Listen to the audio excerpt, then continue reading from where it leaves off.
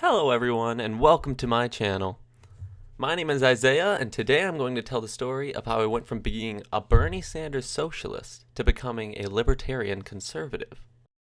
You did it because of guns and Jesus, right? No. Ugh, God, I hate that I'm going to be in this stereotype now. Anyways, I thought this would be an interesting story to show you guys because there aren't many videos explaining why people change their views, especially politically. And that's why I think it's very important to show people that political discussions can change people's minds.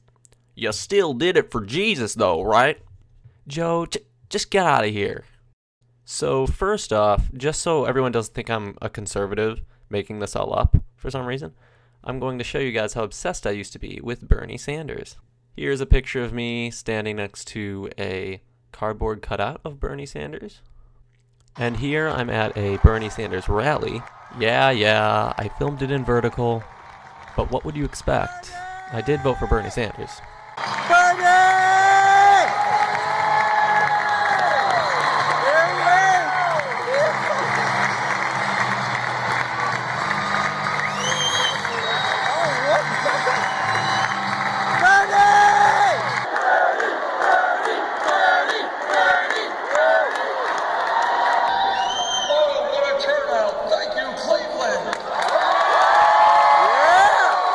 Okay, that last part was pretty cool.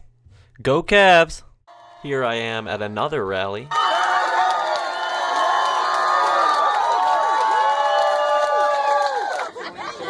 Bernie! Bernie! Bernie, can I get your autograph on this one? All right. Yeah. Now, you know, this is unique. This is the worst album in the history of music. Hey, thank you so It's much, worth a sir. fortune. Nobody has ever recorded a worse album than that. Yes, that was Bernie trash-talking his own album. And right after that, I even got to take a picture with him.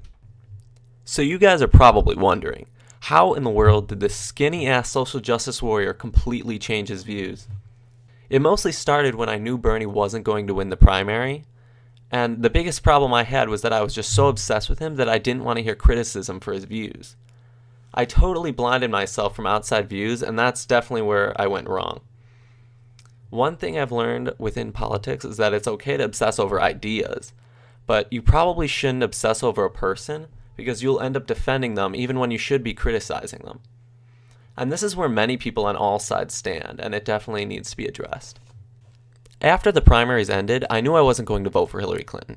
She was never really an option for me, so I started taking a step back from politics. This allowed me to see a much bigger picture, and a month or two later, I began getting back into it. I started watching the Rubin Report, which if you guys haven't watched it yet, I highly recommend it.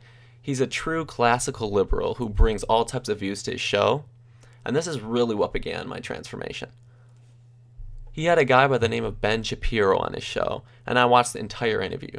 My mind was completely blown. Everything he said was so logical, and it shocked me that I had this entire viewpoint hidden from me for so long.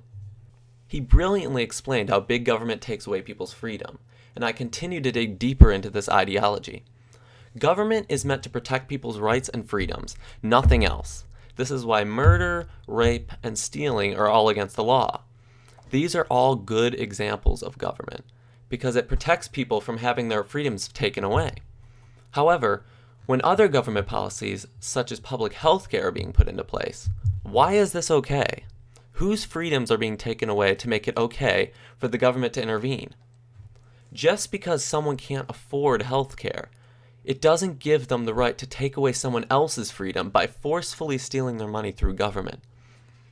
And the left doesn't realize that many of their so-called rights they are fighting for are at the expense of other people's rights. This is why you're seeing more government proposals made by the left, such as free internet, free college, and a higher minimum wage. Because they say these are rights, but these are not rights.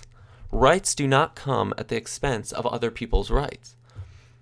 What these policies do is basically point a gun at someone else's head and say, look, if you do not do what I say, you will be put away for a long time. And this is not okay, because as far as we know, that person never did anything to take away from anyone else's freedoms, so the government should have no right in punishing them. And I know what some of you leftists are thinking. If we don't take away people's freedoms, there will be mass poverty. But this is just not the case. Not only will a free market produce far more economic growth, but people can easily give out however much wealth they want to. Why do leftists believe that they can only accomplish things through force? You aren't changing anyone's mind by making the government force people into doing something for your political views. You can express your views in an open market society and try to convince as many people as you can. But as soon as you go to the government with your ideas, you are pointing a gun at everyone else's head who disagrees with you. This is such a deep topic, and I could go on and on about it. But I don't want to make this video really long, so I'll stop it here. My goal is just to get conversation going around this topic. People need to realize that policies made by Bernie Sanders and many other politicians are infringing on other people's rights. I'm a young college student, and Bernie's ideas really got to me. I see many other young people following him as well, and it's beginning to concern me. I'm just afraid they don't realize how much power they're giving the government. Thanks for watching. If you liked this video and would like to see more, make sure to hit that subscribe button. If you have any questions, please leave them in the comments section. Hopefully I'll be able to make more videos like this, so stay tuned.